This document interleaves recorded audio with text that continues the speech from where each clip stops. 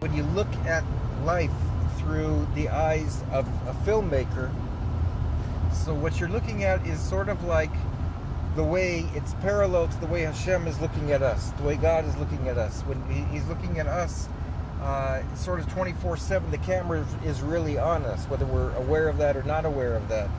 And if a person knows that the camera is on while they're talking and walking and thinking and doing everything else they do, they act in a very different way.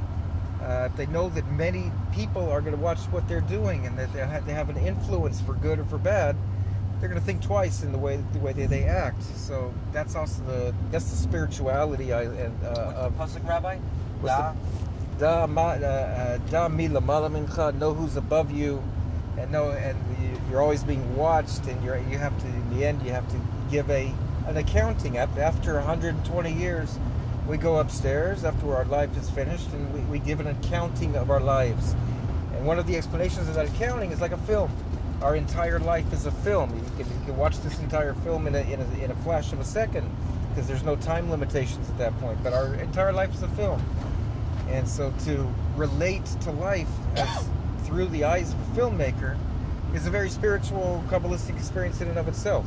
Because that's basically what the whole idea of life is about. That's the very first page of the Jewish observant halacha of how a Jew leads their life, is to understand that Hashem is always watching us, and Hashem is there, and to lead our lives differently because of that, and like to step up to the plate, so to speak, and do the best that you can, because you're always being watched, and Hashem is watching you, and the world is watching you, and angels are watching you, and souls are watching you, and the whole world is watching you. And that's a real Kabbalistic idea, to know that every move that you make is not only being watched by people in every dimension, past, present, and future, but every move you make is basically has an influence on everybody who's watching as well. That's one of the things I realized about transforming consciousness. If you actually think that everything you say, everything you do, everything you think matters, you're going to act differently, you're going to say things differently, you're going to be differently.